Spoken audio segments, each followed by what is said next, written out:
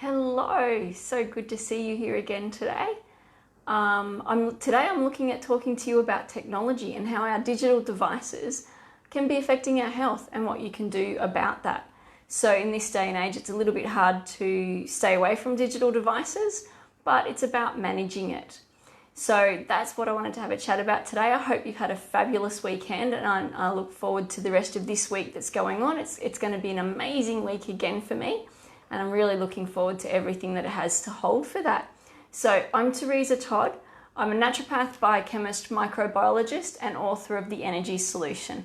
And today, like I said, I just wanted to speak to you about how digital devices are affecting you and affecting your health, and what you can do about it, how you can limit the effects for you.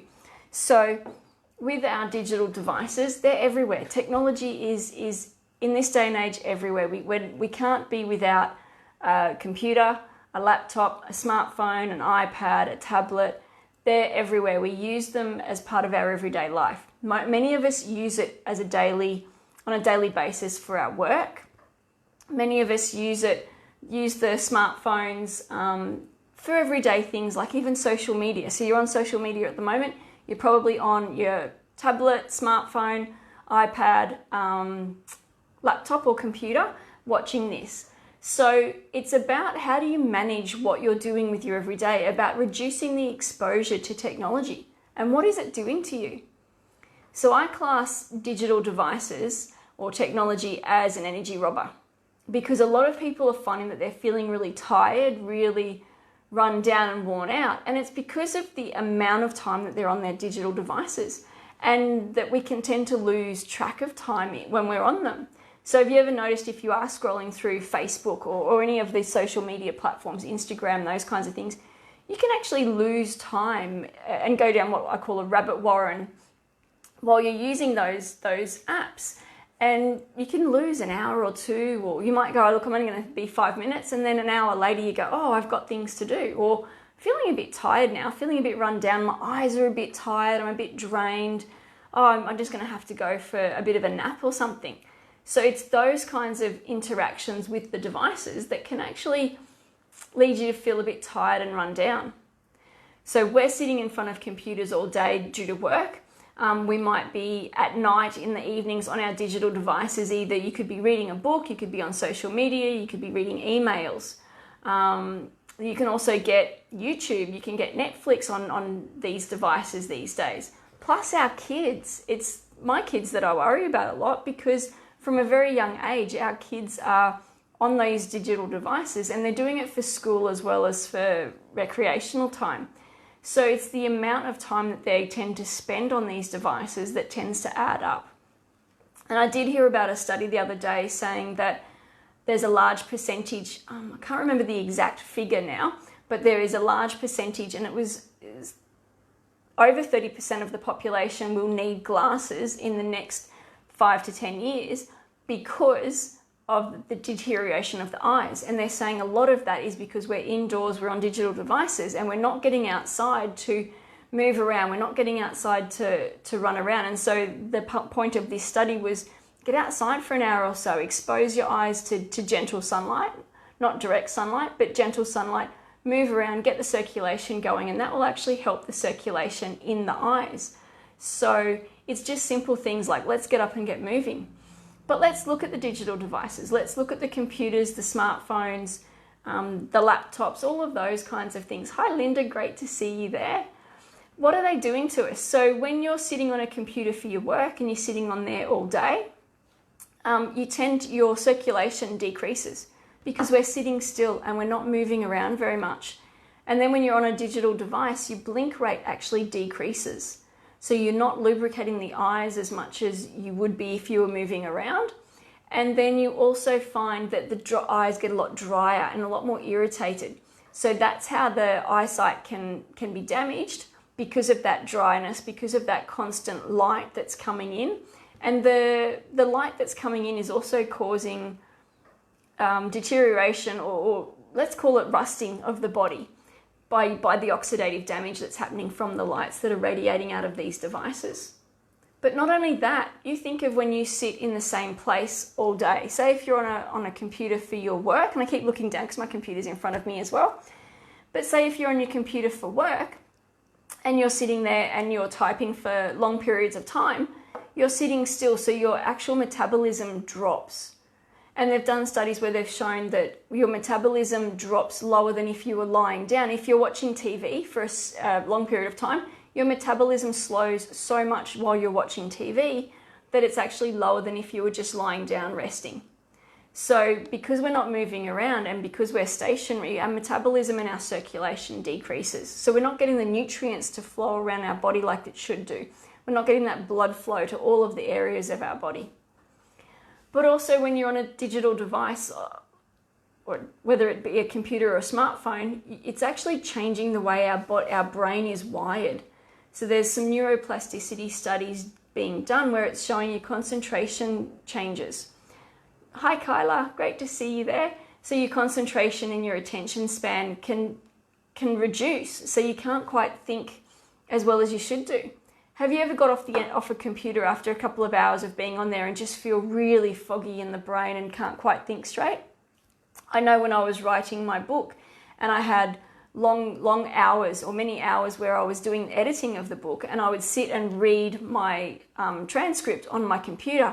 When I got off, I couldn't quite string a sentence together. And it was because of the amount of time of spending on a computer. And I don't normally spend that long, but with the deadlines and the way that we structured the book, that I really had to get this work done. But at the end of it, my brain was so fried. I felt foggy, I felt tired, constantly tired with that. And it was just the amount of hours of sitting on a computer, reading my chapters to proofread it and edit it. So if your work day is 8 hours and you're spending the majority of that 8 hours sitting at a computer, whether it's data entry or whether it's typing or whether it's corresponding by emails, that's actually going to reduce your concentration and your attention span. And it's going to leave you a little bit more fatigued. And then in that whole process of feeling fatigued and run down, it's the computers are the blue light, not just from the computer, but the blue light from TV screens, the blue light from smartphones, the blue light from computers. All that blue light that's coming into our delicate eyes, that's actually affecting your sleep cycle. So it's stopping you from creating the sleep hormone called melatonin. So you'll find that you don't sleep quite as well in the evenings. Through the night, you're not getting that restful sleep to wake up the next day to feel so refreshed. Hi Janelle, great to see you there. And also when we're sitting in a certain place, like if you go and get on a train, a bus, a tram, and you look at everyone, they're head down looking at their smartphones. Or if they're on a computer and their desk isn't ergonomically designed, they're sitting with their head down looking at a computer screen. You get a lot of tension coming through the neck and into the shoulders and into the lower back. So a lot of people are tending to get a lot of neck pain, headaches, tired eyes because of that headache and that pressure that's going through the head, and it's all coming from the neck. So looking at your posture when you're on the device, are you getting up and moving around? Are you moving around? Some of my clients have got stand-up desks, or they've got desks where they can stand up and sit down through the day as well. And so that changes the way that they're sitting or standing, how they're working on their computer throughout the whole day. And so they're getting it that then, one, they're not looking down, that they're looking straight ahead, that their arms are a little bit more raised. But if you look at someone, particularly on a computer workstation, their arms are in a certain place and they stay there the whole time and the desk supports their arms. But then they've got the typing just happening with the fingers and they've got the head looking down.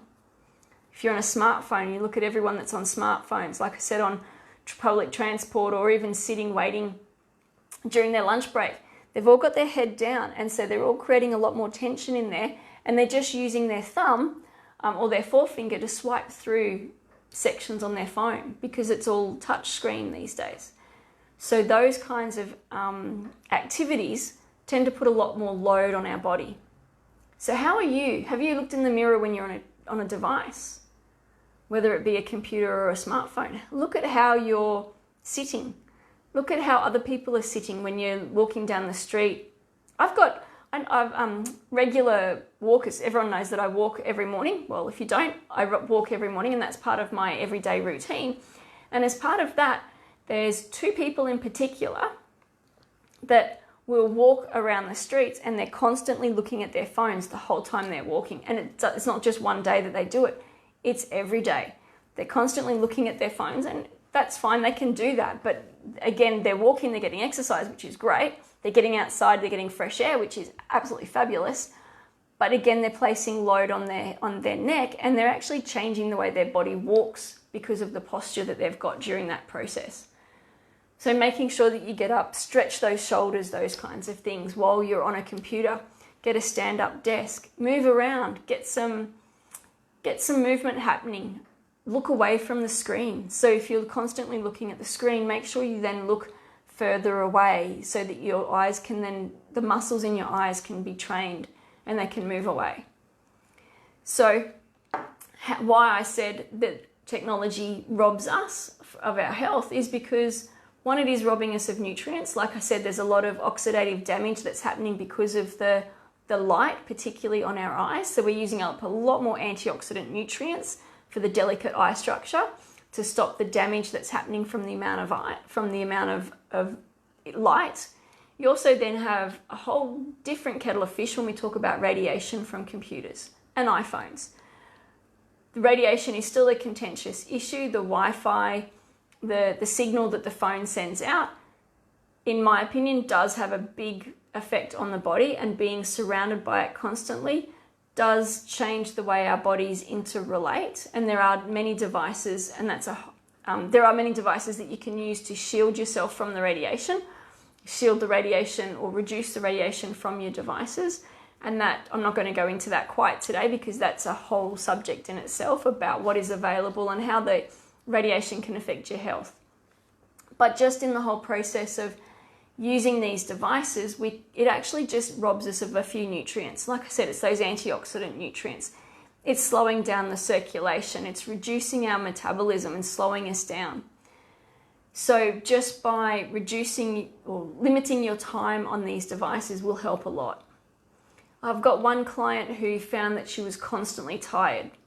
She did have an autoimmune condition that actually made her quite tired on a daily basis, but she was managing the autoimmune condition, and we'd worked with her for a while, and she was doing really well. She was at work, she was back exercising, she was really, really happy and settled in her life.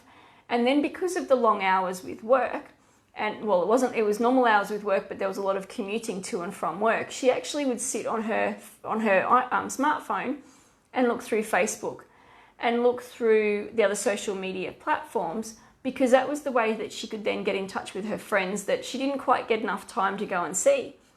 But what she found at night is she would think, okay, I'm going to get in touch with my friends for the next 20 minutes. But then she'd lose time.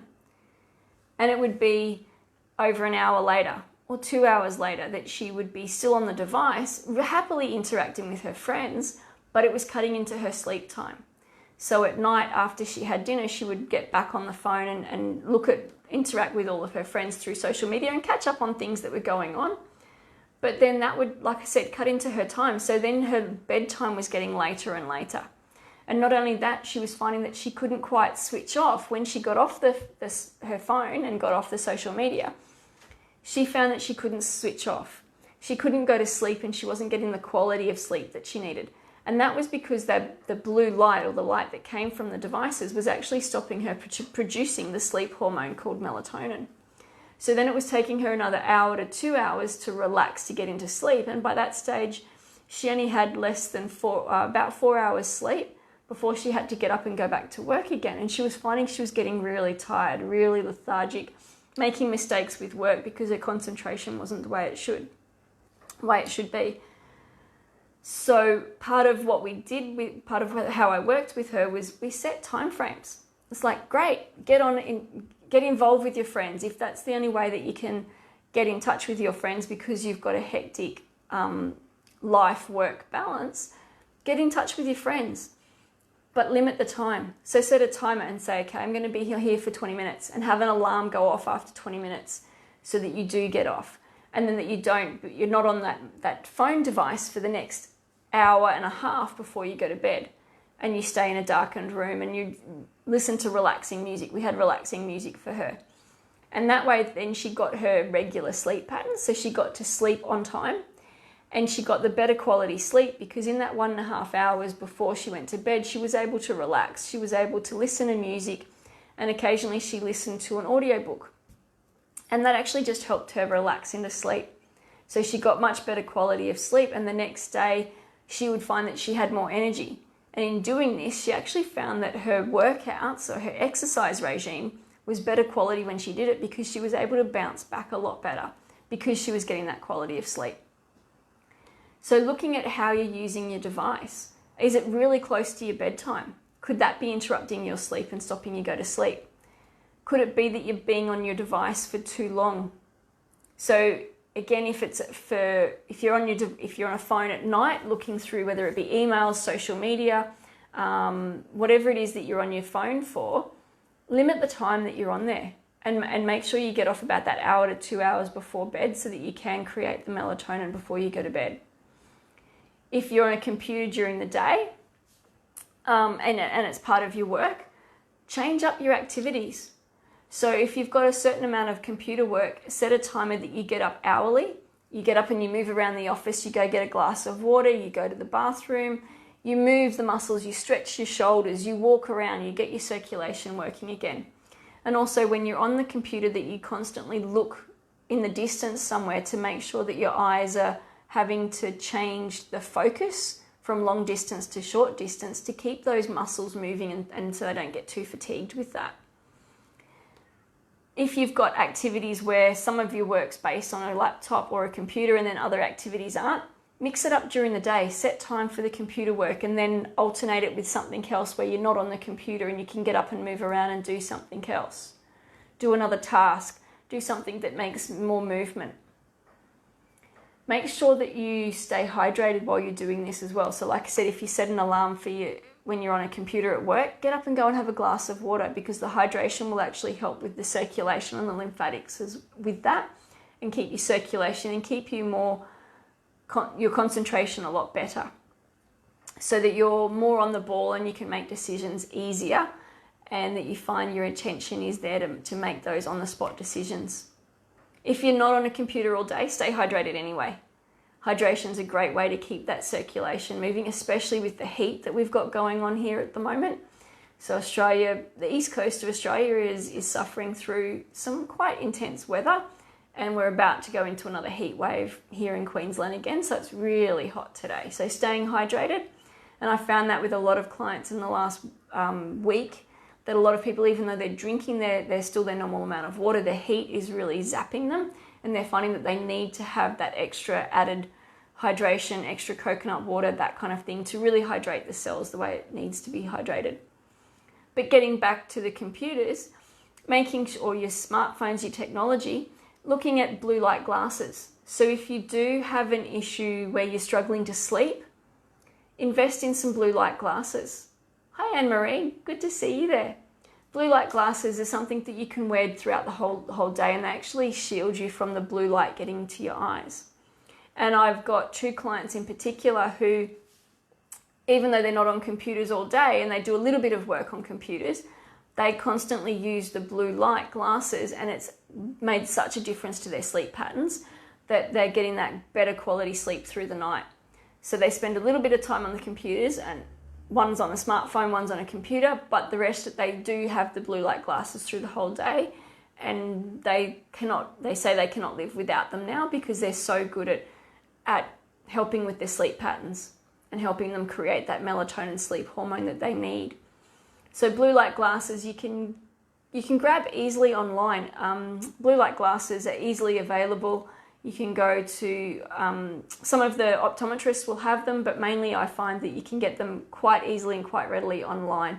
Just look for a reputable brand, and that's something that's comfortable, because if you're going to be on a computer for long periods of time, you want them to be comfortable. Some of the blue light glasses you can actually get that they fit over top of your own reading glasses. If you have to have reading glasses to do your computer work, you can buy ones that actually overlay over top of your reading glasses. So they're great for that kind of thing. And then also looking at changing your activities during the day. Like I said, vamp things up a little bit.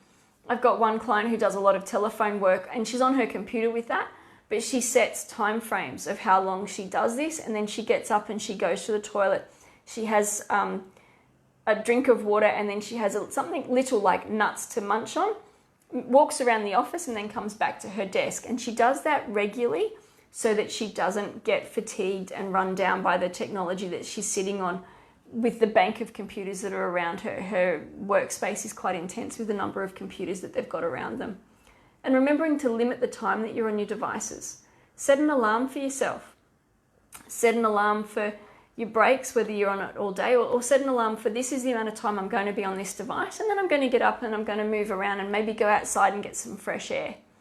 These are all great ways to limit the effect of the devices on your health. So it's about just being aware of what these devices can do. Obviously, like I said at the beginning, we can't shield ourselves from them. We're in the era where the technology devices are almost essential for everyday life because of the role that they play in our life. However, you can limit the effect on your health. You can make sure when you're on the device that you're moving your shoulders around, that you get up and move, you get up and walk, that you have the blue light glasses, that you really are aware of how long you're on these devices and the impact it's having, or how you're feeling. If you're on a computer for an hour and you're feeling a bit, I'm going to say brain fried, get up, move around, go and do another activity. Be aware of how you're feeling and the interaction of how your health and how your body's interacting with the environment that's around you. So I really hope you're able to put these tips into play on a regular basis, and I look forward to hearing from you about how you've been able to change your life and reduce the impact of technology on you. If you're watching this later on, put some comments in and tell me how you're going with it. I'd love to hear about how you're changing your life. If you're here live, you can place some comments below as well, and I'd really love to hear how everyone's going so that we can all help each other. There might be a comment that you make that someone else goes, oh, I didn't even think of that. I didn't think about changing my workspace and getting a stand-up desk. Or I didn't think about putting a plant. One thing I didn't talk about was plants in the environment. Plants, living plants around your computers and your technology device are a great way to vamp up the environment, the workspace, give you that extra oxygen. And also they're pleasant on the eye as well. So please put some comments in. Hi David, great to see you there. Put some comments in and show me what you've been able to do in your life and how you've been able to limit the technology that's impacting on your health. I really look forward to speaking with you next time, and have a fabulous week.